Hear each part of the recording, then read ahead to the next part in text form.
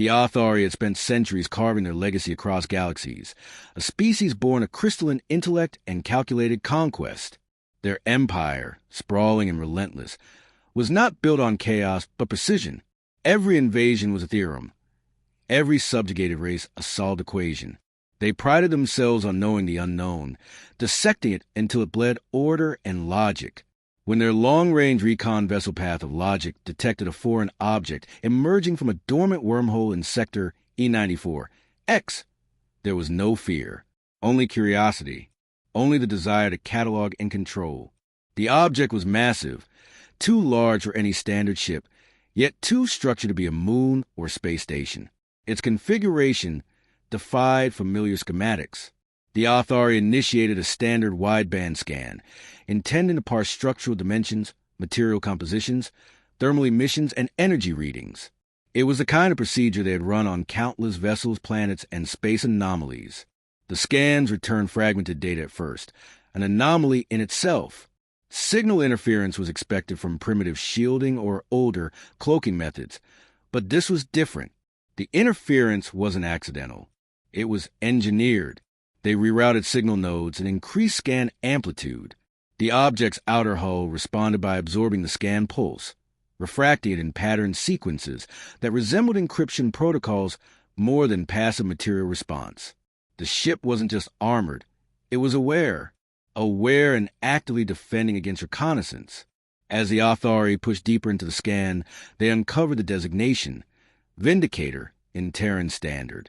That was their first hint that this was no ordinary encounter.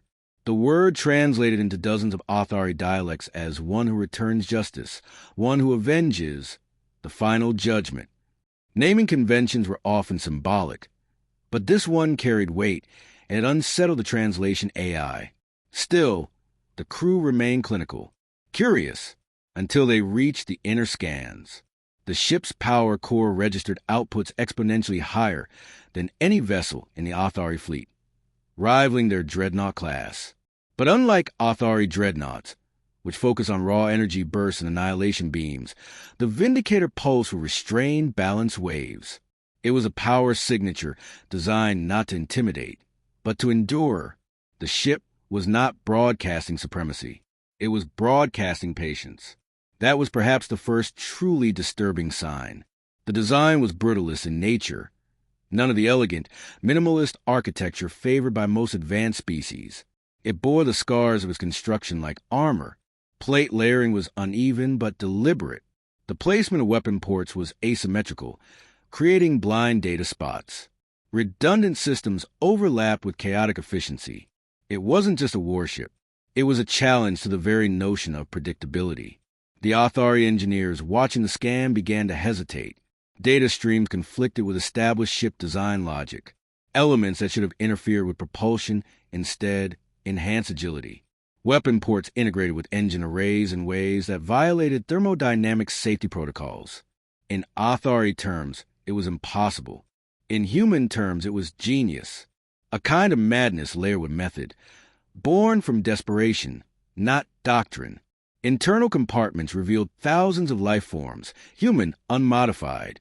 No synthetic augmentation.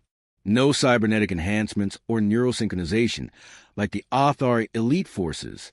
Just raw humanity, encased in steel, surrounded by systems designed to maximize their endurance, their stubbornness, and their firepower. That alone was confusing. Why would such a species entrust survival to biologicals when synthetic minds were faster, more precise, more logical? And then came the emotional profiles. Heart rates barely above baseline. Neurochemical readings signifying calm, focus, and readiness. Not a trace of panic or fear. Just unwavering mental stability. The kind that only comes from a species that has stared into extinction and refused to blink. The Athari science officers began to exchange glances, an uncommon behavior among a race conditioned to suppress instinct. Something about the scan results felt wrong, not in a computational sense, but in a visceral one. The Vindicator was not a war machine crafted from a sense of superiority. It was forged from grief, from pain, from experience no algorithm could replicate. The Athari began to realize this ship wasn't drifting through the wormhole on patrol or reconnaissance. It wasn't on a campaign of expansion.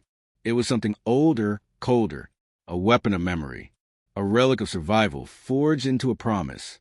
The initial curiosity that had led the Authority to scan the Vindicator was now giving way to unease.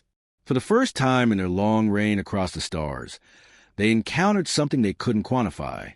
Not in math, not in science, not in war doctrine.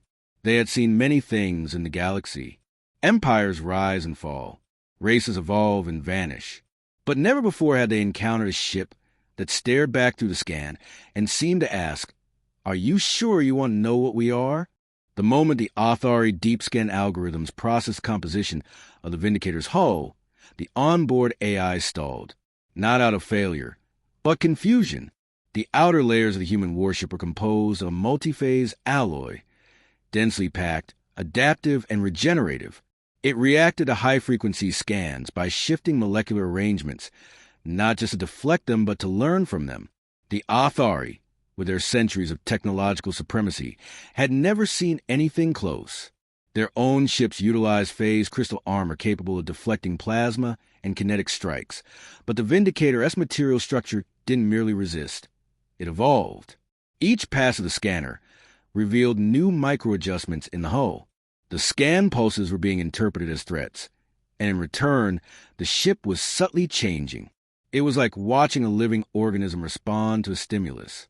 The Authority tried isolating specific segments to study, but each section was laced with redundant micro-shielding that shifted polarity in randomized sequences, preventing any clear readout. The hull wasn't just a wall. It was a puzzle designed to adapt faster than it could be solved. That kind of engineering wasn't just advanced. It was desperate. It was made by minds who knew they'd be outgunned and built a machine that refused to die cleanly. As the scan moved deeper into the ship, the systems beneath the surface presented further anomalies. Power conduits twisted through the ship like arteries, triply redundant and shielded by quantum insulation layers that negated even advanced particle detection.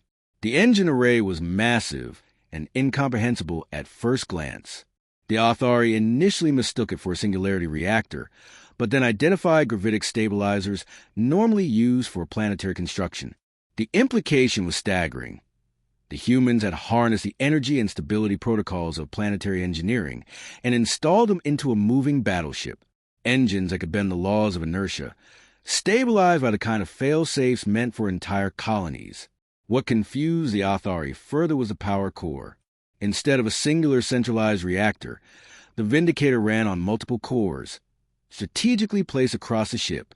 If one failed or was destroyed, another took over seamlessly. It was like watching a starfish regrow its limbs, but the regrowth was instant and pre-calculated. The ship was not dependent on any single system. Even if entire decks were obliterated, the vessel would continue operating at near full efficiency. There were no weak points. Every vital system was either hidden, distributed, or shielded in ways that defied targeting. In their own designs, the Authority optimized for elegance, control, and centralized command. The humans had gone the opposite way, messy, wild, redundant, but it worked. It worked better. The weapon systems were no less bewildering. The ship was armed with traditional railguns and plasma turrets, but also with strange hybrid devices that didn't match known categories. One weapon system appeared to use controlled gravity wells to create distortions in enemy formations. Another was designed to send electromagnetic pulses at chaotic frequency ranges that no shielding could fully absorb. There were kinetic strike pods hidden within cargo containers, automated and AI-directed, that could detach mid-combat and behave as independent kill units. There were missiles layered with chemical agents meant to disable shipboard AI temporarily, not destroy, but disarm. The intention was clear. These weapons weren't just built to destroy. They were built to cripple, disorient, confuse, and outlast. The AI aboard the Authority vessel ran simulations based on the scan data. Every time it created a model of the Vindicator in a standard combat scenario, the results were the same. The ship took massive damage, lost significant sections of its hull, experienced catastrophic breaches, yet continued fighting, continued winning. Every time it was seemingly defeated, it adapted, recalibrated, counterattacked. It wasn't a ship that feared destruction. It was a ship that had already accepted it and was designed to function in spite of it. There were other surprises. Emergency systems were rigged throughout the ship in unlikely places. Hidden compartments with atmospheric backup, portable weapon caches for internal boarding scenarios, self-sealing bulkheads that could be triggered by remote crew signals. The life support was decentralized. Even the escape pods doubled as autonomous defense drones in certain configurations. Human engineers had designed each square meter of the Vindicator with one obsession. It must survive or must ensure that its death will be weaponized. The message layered into design was clear. Survival is war, and war is survival. And even more disturbing was the realization that this kind of vessel likely wasn't unique. If the humans had the capability to construct a ship like this, they likely had others, each built differently, each worse, each more unhinged in its genius than the last. The Vindicator wasn't just an expression of military design. It was a warning wrapped in metal, a signal that humanity didn't play by the rules of interstellar warfare. They had written a new language of conflict, and their ships were the grammar of survival, brutality, and vengeance folded into iron and fire. Within the core of the Vindicator, buried beneath layers of reinforced steel and quantum encryption, sat its command center, a chamber of calculated calm amidst the chaos of weaponry and armor. The Authority scan identified 4,200 life signs aboard the vessel, all human, all biologically standard. No genetic modifications, no synthetic implants, no neural enhancements that had become customary in most advanced species. To the Authority, that alone was confusing. Most military-grade crews in the galaxy operated with cybernetic augmentation, or at least biochemical modifications to increase performance. Humans, it seemed, had chosen another route. They trusted flesh and will over code and circuitry. At the center of this biological storm sat the commander, a single human, directing a ship that pulsed with so much destructive capability, it made an entire Authority fleet seem inadequate. The scan zeroed in on him, analyzing his neural patterns, hormonal balance, and physical vitals. What they found defied expectations. His heart rate remained steady, even as the ship prepared for a potential combat scenario. Brain activity showed heightened focus without any spikes of stress or panic. His eyes, calm and focused, moved across display panels with the precision of someone not hoping to win, but expecting to survive no matter the cost. The Authority were used to fear. It was measurable, predictable. In war, fear was a weapon, its effects well documented across thousands of species. But the humans aboard the Vindicator didn't show fear, not even in trace levels. Their emotional signatures leaned into high levels of cognitive clarity, resolve, and something the Authority AI struggled to label, a kind of grim satisfaction. It wasn't joy or bloodlust. It was purpose, a collective psychological profile that suggested everyone aboard the ship knew exactly what they were capable of and exactly what they would do if provoked. That kind of emotional stability, without augmentation, was rare. It indicated deep psychological conditioning or trauma-encoded discipline. Either way, it was alien to Authority understanding. The crew operated in silence, efficiently, like parts of a singular organism. Every station was occupied, but no verbal commands were needed. Subtle gestures, slight movements, shared glances conveyed instructions. This wasn't robotic obedience. It was the fluency of shared experience. These were individuals who had seen combat together, suffered together, and returned to the battlefield not because they were ordered to, but because they chose to. In Authority culture, such loyalty was engineered. Here it was earned. What shocked the Authority even more was the redundancy in command authority. While the main commander was clearly in control, several officers possessed override protocols and autonomous tactical access. If the leader fell, others would step in seamlessly. There was no ego encoded into the hierarchy. There was only survival. Command could pass like a flame, and the fire would not go out. The Authority found this deeply unsettling. In their own ranks, power was centralized, and its lost men collapsed. The humans had designed a leadership structure that thrived under pressure, even under death. One crew member, a young technician stationed near the core coolant systems, drew specific interest. He was barely out of adolescence by Authori biological standards, yet his neural scans showed a stress resilience higher than that of most veteran soldiers in the Andromeda Dominion. No enhancements, just experience. The AI ran a cross-reference and found faint scarring consistent with exposure to vacuum pressure, chemical burns, and at least 2 severe concussions. The technician moved with the grace of someone who had seen what death looked like and had already made peace with it. He wasn't afraid of failure. He was prepared for it and trained to fight past it. There were no luxury quarters aboard the Vindicator, no personal chambers or rest areas that would suggest hierarchy or indulgence. Every space was multipurpose. Bunks doubled as storage. Mess halls transformed into briefing rooms. Even the medical bay operated as a secondary command hub in case of structural breach. The humans had sacrificed comfort for adaptability. Every member of the crew had a personal locker with basic belongings, many of which were non-military in nature. Photos, journals, carved symbols, memory anchors, not as distractions, but as reminders. The Authori didn't understand this at first. In their culture, emotion was weakness, but on the Vindicator, it was fuel.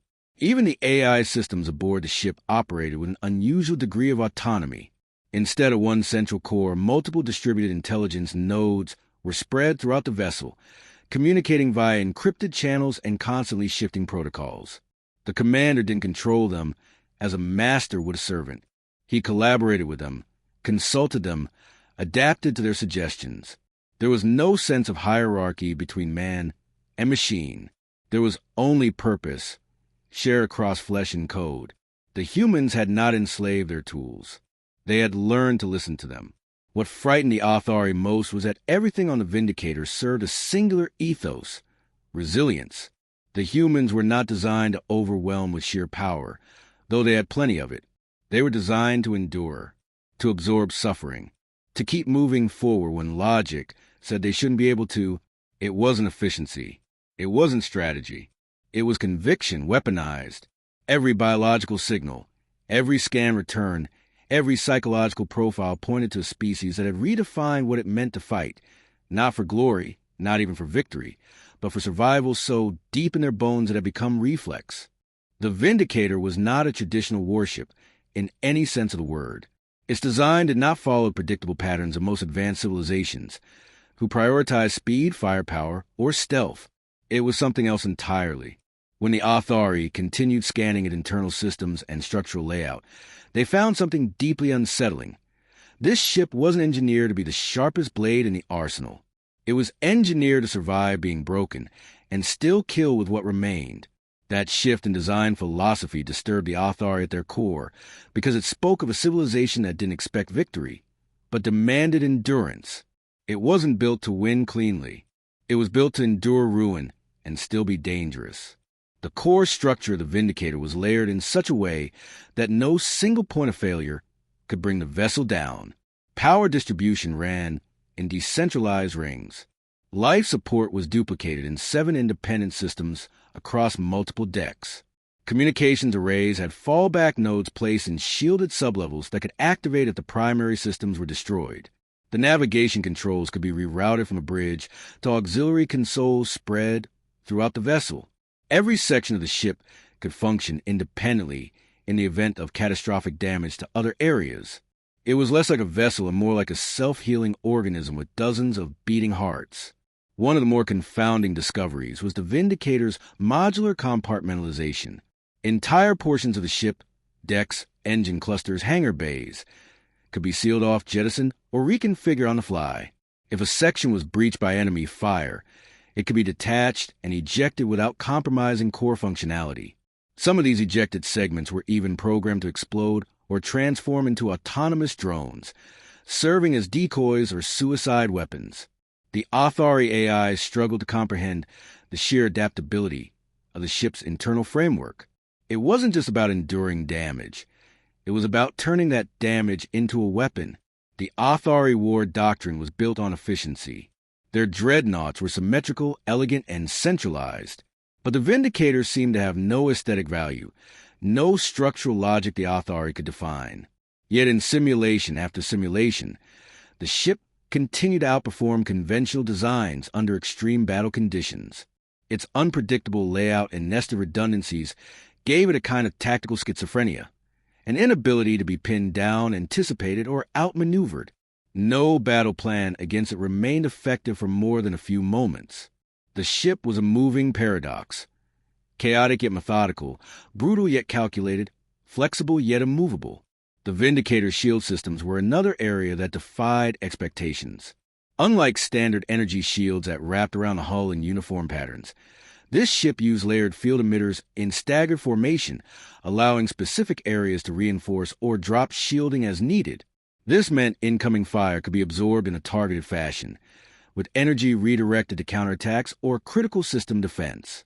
The Authority AI described it as fluid shielding, a method so unorthodox that it couldn't be simulated with existing models. It was like trying to stab a puddle, only to find the water had flowed around the blade and solidified behind it. Backup systems were everywhere, not just for propulsion or weapons, but for things the Authority had never thought to duplicate. Fire suppression systems had analog overrides. Navigation consoles had mechanical backups in the event of EMP or data loss. There were handwritten contingency protocols stored in hardened compartments. Crew members carried physical maps, mission logs, even printed manuals. To the Authority, who had evolved beyond physical documentation centuries ago, this seemed primitive, until they realized how well it worked under extreme interference scenarios. Humans didn't rely solely on technology. They didn't trust it absolutely. They had engineered failure into the equation and designed ways to claw back from it every time. The engines themselves were overbuilt to the point of madness. Not only could the ship accelerate to speeds that should tear it apart, but the engine matrix could be partially destroyed and still function.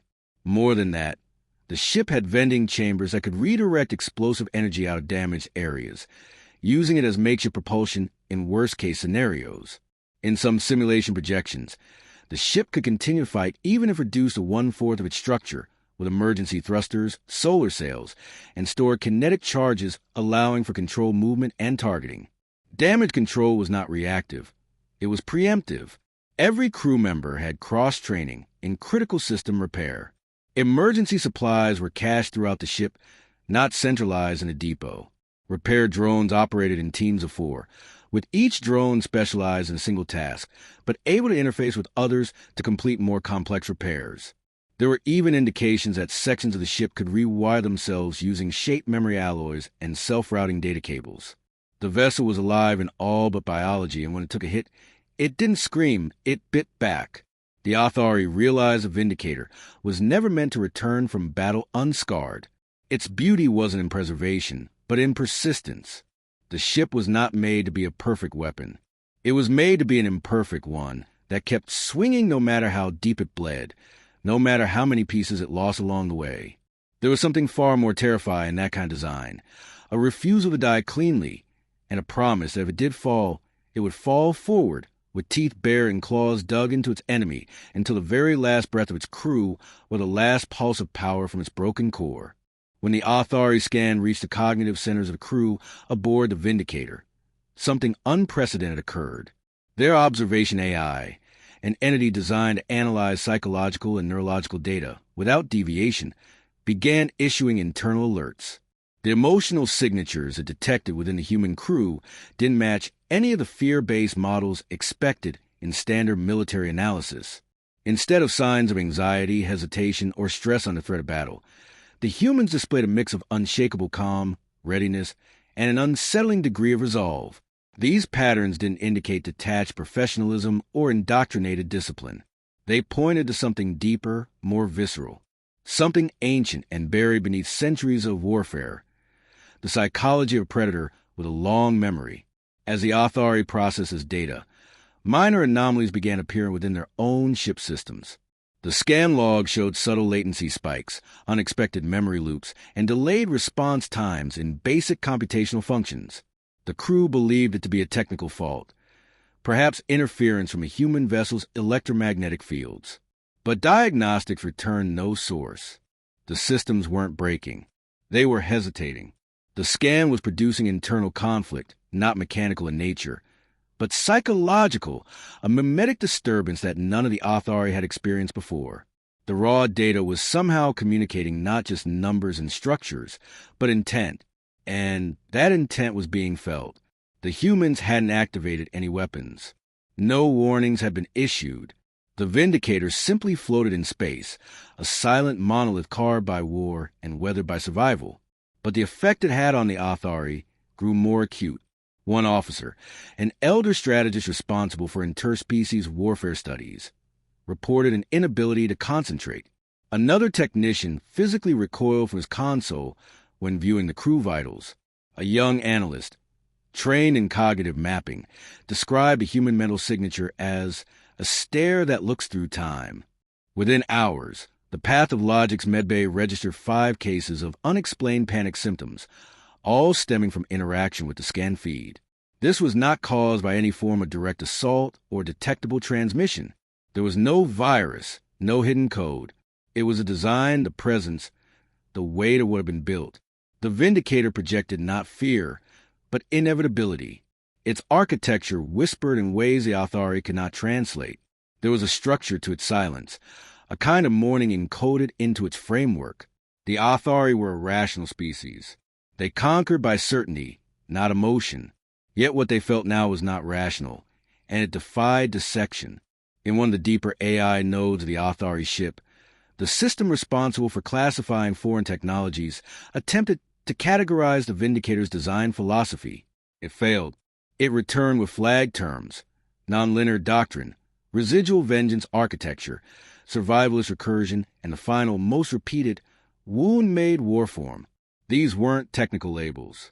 They were symptoms of something more foundational, a trauma so thoroughly internalized that it had been converted into infrastructure. The ship was not just a weapon. It was a scar made tangible, an emotional artifact given mass and thrust and velocity. By the 3rd scan cycle, command systems aboard the authori vessel had initiated passive lockdown protocols. These weren't ordered by the crew. They were emergent. The ship's AI, in its attempt to shield its own logic core from contamination, had begun isolating subsystems. It refused to process further scan data without error handling measures that did not exist. Some of the authori crew believed they were being attacked. Others whispered of a new form of warfare, one that didn't fire shots but rewrote perception itself. For a race that prided itself on clarity, there was now fog. The unsettling part wasn't that the humans had built something terrifying. It was that they hadn't built it to terrify. The Vindicator was not designed to instill fear in its enemies. That was merely a side effect. The humans had built it to bear witness to something, to make sure they never forgot what had been done to them, and to ensure that if it ever happened again, no one would survive the repetition. The ship did not scream. It remembered, and in doing so, it forced others to remember as well, even if they'd never been there for the original pain. The deeper the authori probed into the ship's database, the more their systems protested. Security codes responded with silence. Automated translation layers refused to parse internal labels.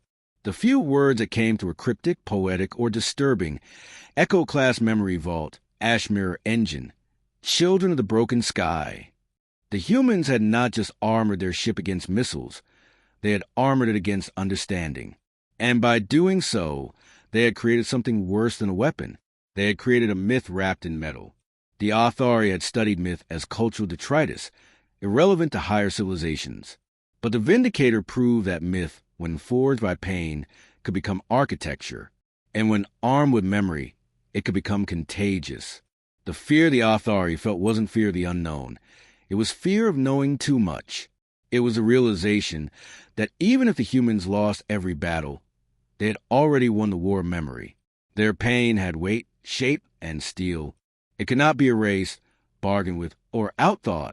It could only be carried forward into every encounter, every battle, every scan that reached too deep and refused to look away. When the authori began compiling the last of their data from the Vindicator, a chilling clarity began to form among their analysts.